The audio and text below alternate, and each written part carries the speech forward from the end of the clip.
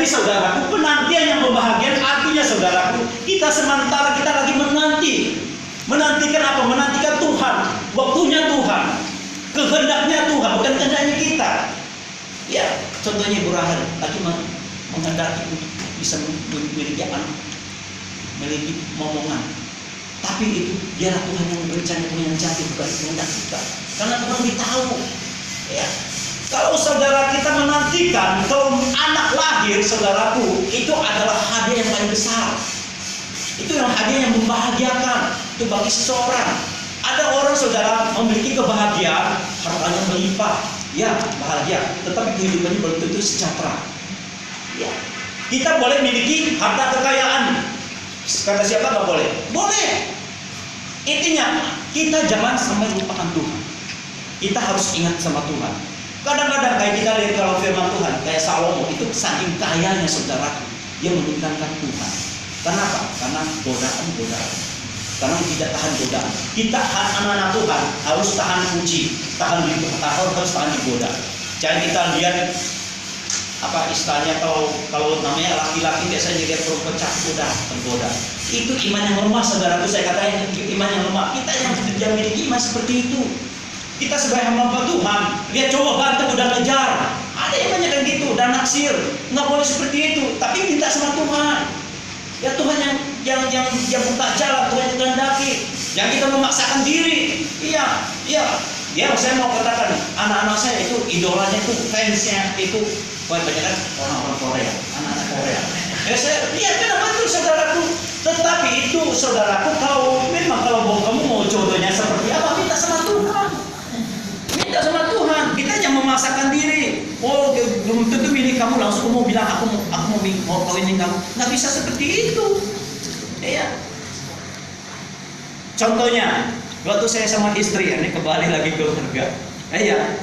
Waktu saya sama istri juga sama. Saya nggak tahu jodoh saya di mana. Saya minta sama Tuhan. Tuhan berikan yang terbaik. Iya, pasti Tuhan bilang apa? Aku akan beri yang terbaik untuk engkau. Itu yang saya pegang, saudara. Kalau saya memaksakan diri, waduh saudaraku, mungkin saya nggak ada di sini, saudara. Mungkin itu hampir saudaraku berapa orang yang saya ini, tapi dalam hati saya selalu menolak, saudara. Saya takut salah melangkah. Itu yang saya takut. Dalam hati saya selalu berkata selalu takut, saudaraku.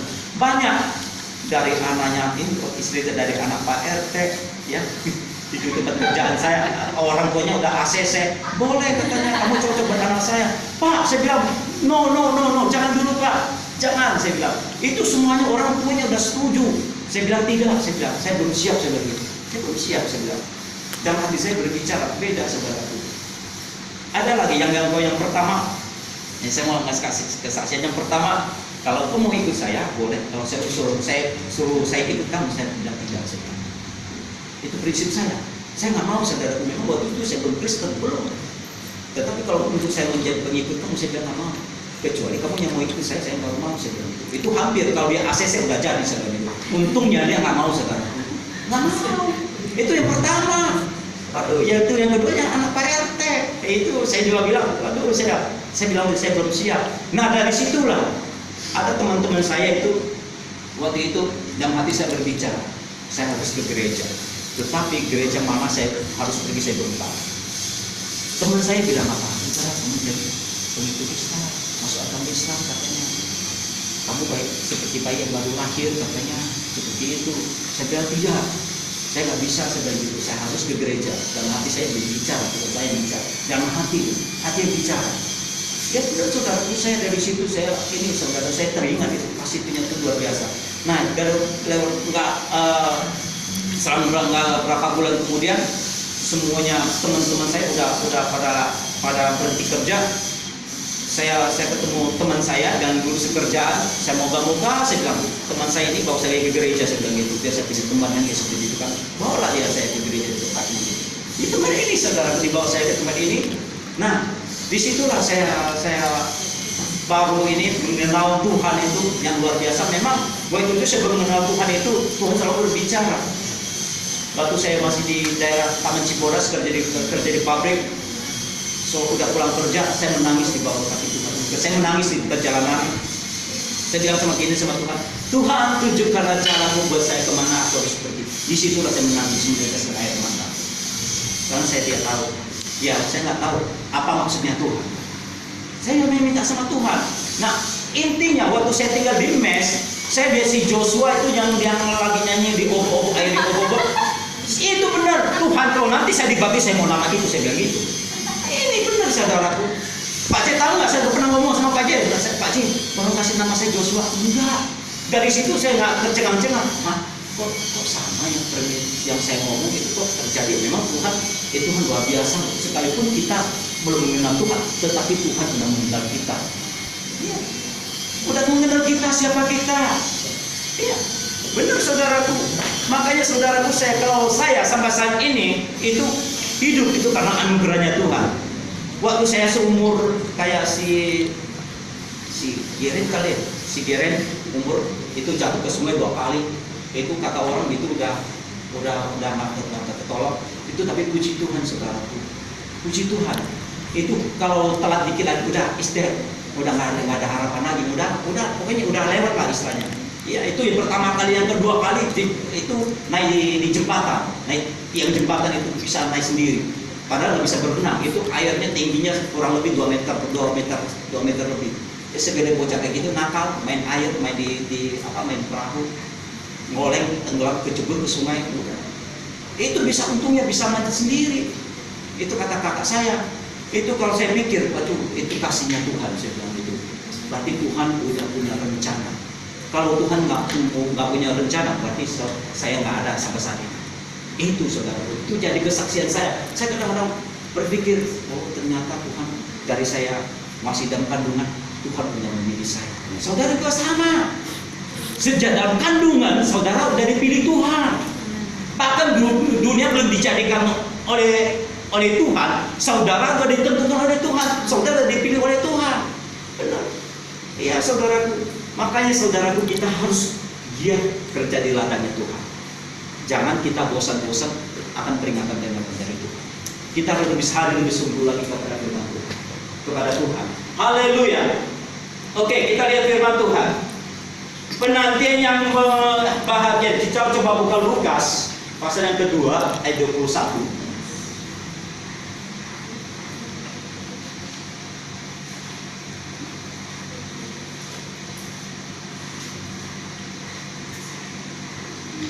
Lukas pasal 2 ayat 21.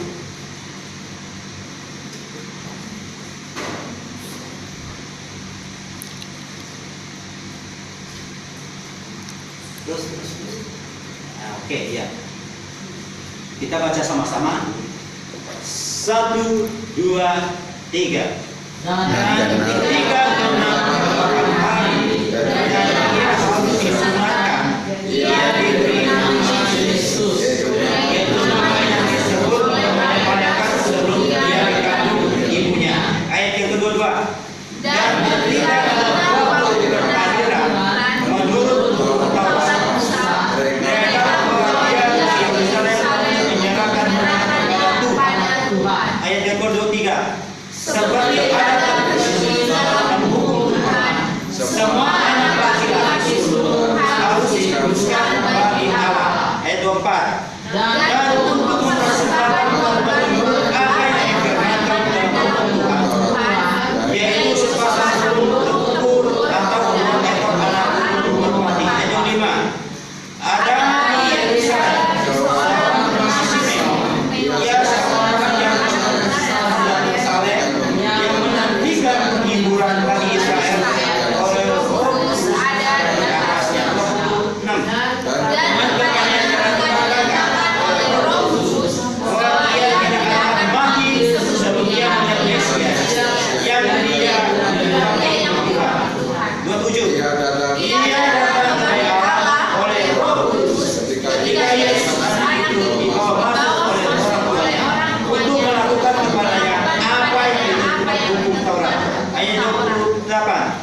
Ia menyebut anak itu nama-namanya sambil memuji Allah. Katanya, sekarang Tuhan biarkan hamba-Mu pergi dalam damai sejahtera sesuai dengan firman-Mu. Ayat 30. Sebab kita bukan melihat keselamatan yang yang telah engkau sediakan di hadapan segala bangsa. Yang dua, yaitu terang yang menjadi kenyataan bagi bangsa-bangsa lain dan menjadi kemuliaan bagi umat Israel. Yang tiga, dan Farao serta ibunya amat heran akan segala apa yang dikatakan tentang dia. Ayat 34. Lalu Simeon memberkati mereka dan berkata kepada Maria, ibu itu, sesungguhnya anak ini ditentukan untuk menjatuhkan atau membangkitkan banyak orang di Israel, dan itu menjadi suatu tanda yang menimbulkan perbedaan. Yang 35. Dan suatu pedang akan menembus jiwa sendiri, supaya menjadi nyata di dalam hati banyak orang. Yang 36. Lagi pula di situ ada orang perempuan, anak dari suku Aser. Ia sudah sangat bagus umurnya, sesudah kali ia hidup 7 tahun lamanya bersama suaminya. 37. Dan sekarang ia janda dan berumur 4 tahun. Ia tidak pernah meninggalkan Allah, dan siang malam beribadah dengan berpuasa dan berdoa. Dan pada ketika itu juga datanglah ia ke situ dan mengucap syukur kepada Allah dan berbicara tentang anak itu kepada semua orang yang menantikan kelepasan untuk Yerusalem. Ayat 39. Setelah selesai semua yang diharuskan dilakukan untuk Tuhan, kembalilah mereka ke kota kediamannya, yaitu kota Nazaret di Galilea. Ayat terakhir. Anak itu bertambah besar dan menjadi kuat, penuh hikmat dan kasih karunia Allah ada padanya.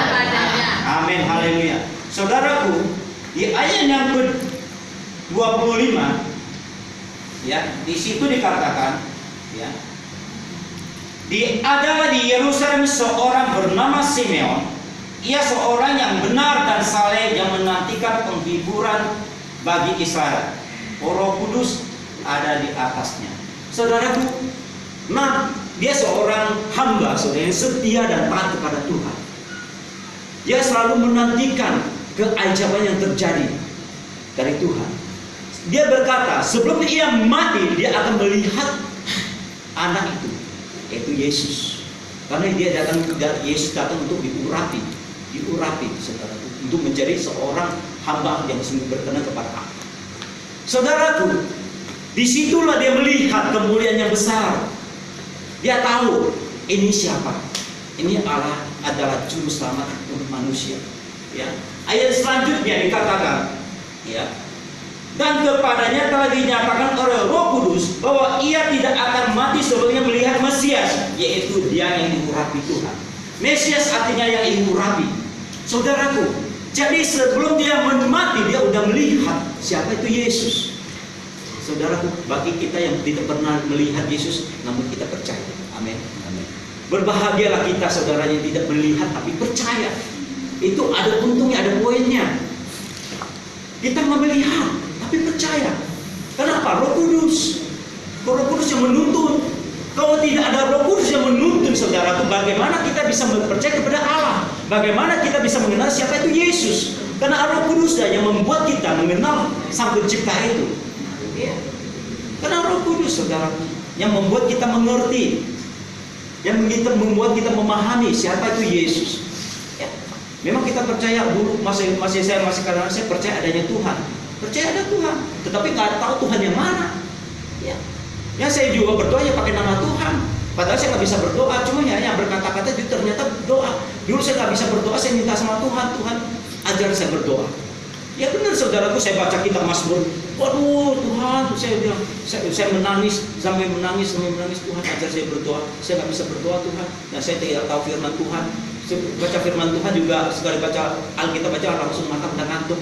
Saya berdoa, memaksakan diri. Benar, saudaraku. Ya, dulu Pak Cing ngomong, kamu harus jadi hamba Tuhan. Saya bilang, no, enggak, saya nggak mau. Saya mau jadi hamba Tuhan. Apa jadi hamba Tuhan? Untuk dia jadi hamba Tuhan. Itu bertolak belakang, saudaraku. Saya menolak, saudaraku. Waktu itu saya sudah sempat, saya nggak mau meninggalkan Tuhan. Benar, saya hampir meninggalkan Tuhan. Bukan saya berarti saya kecewa. Saya pikir ini saya udah selamat.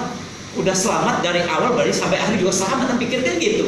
Pikiran saya seperti itu, saya udah nggak usah gereja, saya udah selamat ini, kan namanya udah dibaptis selamat, udah selesai kan gitu kan. Saya pikirnya seperti itu saudaraku, ternyata tidak. Firman Tuhan katakan apa? Kerjakanlah keselamatanmu, takut dan gentar. Ya, itu udah di situ saudaraku. Oh Tuhan, saya bilang terima kasih Tuhan. Kalau bukan karena Tuhan, saya bilang sampai ini saya nggak ada saudara.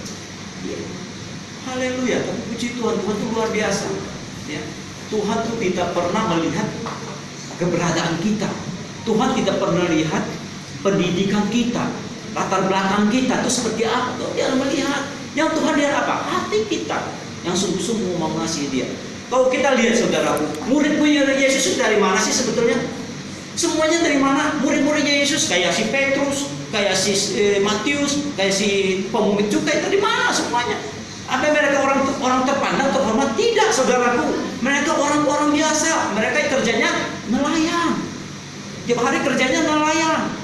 Tetapi Tuhan itu Tuhan cari. Karena Tuhan sudah tentukan saudaraku, bukan sembarangan. Tuhan sudah tahu siapa Anda, siapa saudara, dan siapa saya. Tuhan sudah tahu. Tuhan sudah tentukan saudaraku. Jadi kita tidak bisa memungkirinya. Kita tidak bisa menghindar. Kemanapun kita pergi, Tuhan kasih kejar. Ya. Pasti Tuhan kejar kemanapun.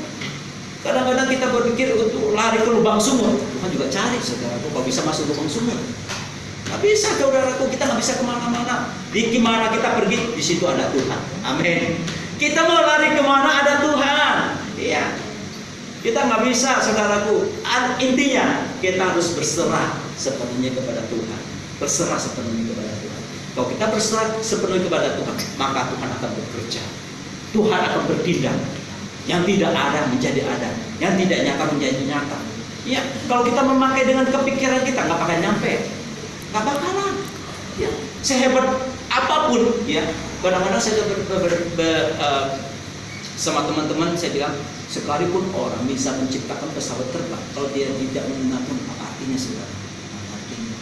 Ya, dia bisa bikin pesawat terbang, bisa, punya keahlian, tetapi dia mengenal Tuhan. Apa artinya? Nggak ada artinya. Ya. Sekalipun orang kaya raya punya gedung yang tinggi sampai 30 meter ke atas, nggak tahu berapa tingkat, 30 tingkat ke atas, kalau dia tidak kenal sama Tuhan, tidak mengenal Sang Pencipta, percuma saudara. Sekalipun dia bisa bikin ini, bikin robot, bikin apa, kalau nggak kenal Tuhan, cuma saudara. Saudara percuma, sia-sia, semuanya itu sia-sia. Tetapi kalau kita hidup dalam Tuhan, semuanya tidak akan menjadi sia-sia, semuanya jadi berkat. Amin. Karena itulah Tuhan pilih buat kita. Tuhan menentukan kita untuk menjadi anaknya, untuk menjadi alatnya, untuk kita supaya kita bisa melakukan apa yang Tuhan kehendaki dalam kehidupan kita. Ayah, Tuhan kehendaki dalam kehidupan kita. Makanya kita harus selaras keinginannya Tuhan, bukannya keinginan kita. Kadang keinginan kita memang nggak usah ngomong lagi, tinggi saudara keinginan kita, tapi belum tentu itu akan tercapai. Kadang-kadang kita menghayal terlalu tinggi. Kata firman Tuhan, jangan kita terlalu memikir yang terlalu tinggi, pikirkan yang perkara yang sederhana. Ya. Ada firman Tuhan katakan, pikirkanlah perkara yang di atas, jangan kita pikirkan perkara yang di bumi. Ya. Pikirkan bagaimana caranya kita mengejar perkara yang di atas. Ya. Kejar itu. Kenapa? Keselamatan kekal itu yang berasal dari atas. Kita yang mengejar kekayaan di bumi, apa artinya kekayaan di bumi? Memang kita harus perlu kaya, perlu. Siapa bilang nggak perlu kaya? Perlu kita, supaya kita juga bisa memberkati yang lain. Iya.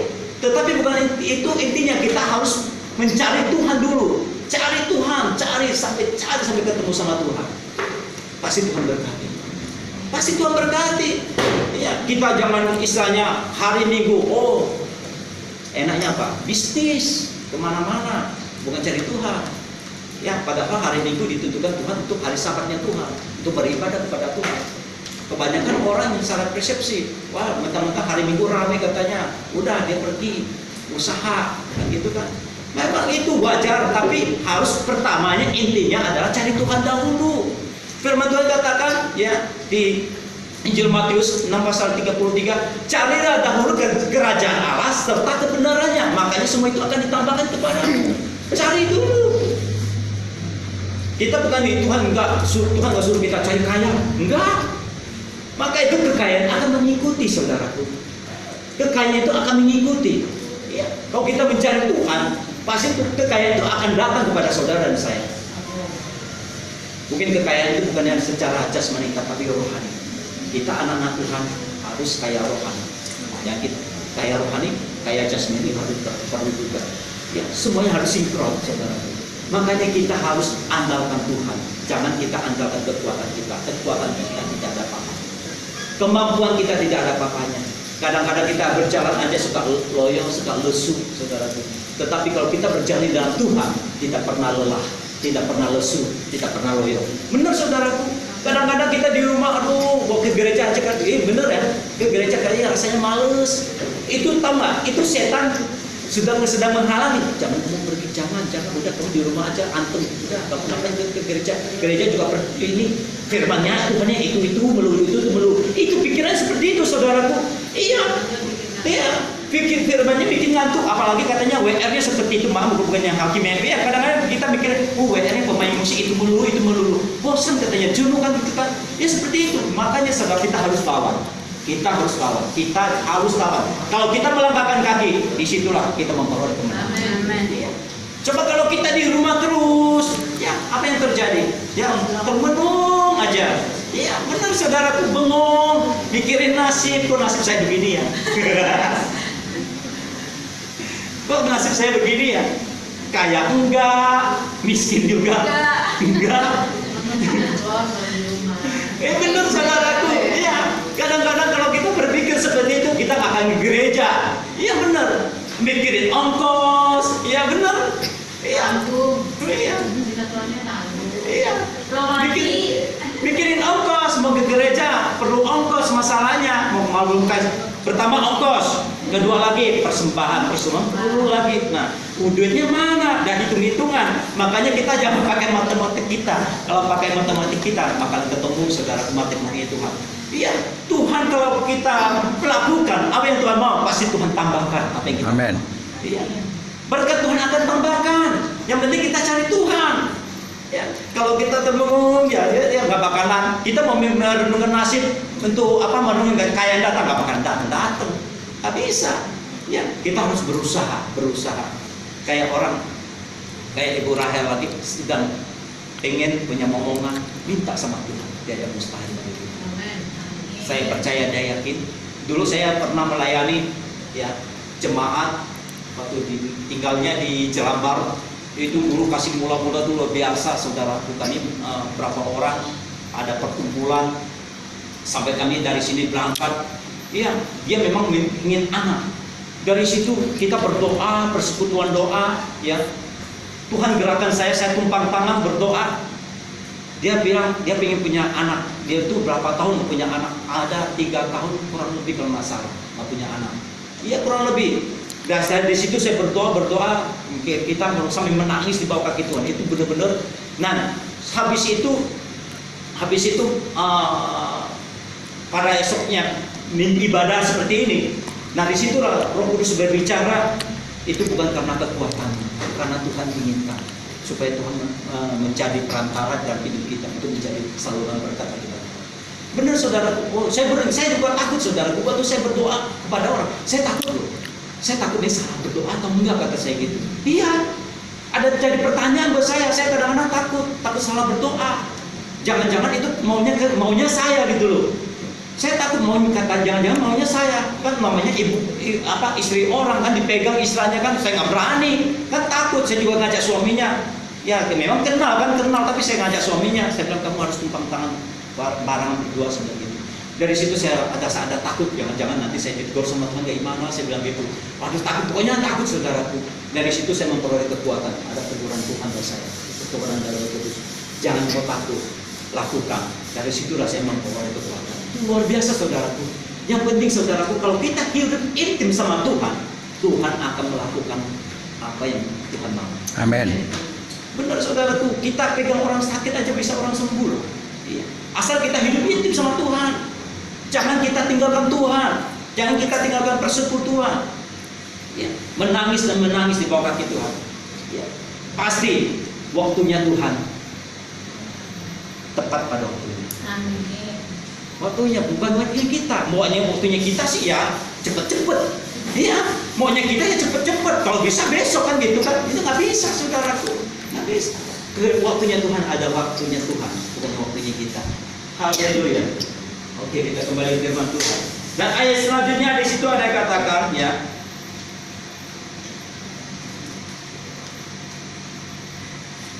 Ayat di 35 di situ dikatakan, dan suatu pedang akan menembus jiwamu sendiri supaya menjata pikiran hati banyak orang. Saudaraku, seorang ibu bagaimana bisa berterima jika anaknya disakitin, saudaraku? Saya rasa ya. Kalau contohnya, kalau orang mau nyakitin anak saya nggak bisa terima. Itu secara manusia. Kalau orang menyakiti saya bisa terima. Kau coba nyakitin darah daging kita sendiri, maka kita terima. Seperti Maria, saudaraku. Waktu Yesus disalib, apa Ibu Maria bisa terima? Saya rasa nggak bisa terima. Nggak bisa. Karena anaknya disakitin, anaknya dicambuk, ya. Secara logika nggak bakal bisa. Pasti hatinya sakit, hati terasa diiris-iris. Kalau boleh, bukan kamu yang mati, ibu yang mati. Ya seperti itu. Itulah orang tua, ya, mengasihi anaknya. Apalagi bapak kita juga sama yang di surga. Tuhan tahu kita tidak mampu, Tuhan tahu kita tidak kuat. Apa yang kita alami, apa yang sedang kita lakukan, Tuhan sanggup mengubah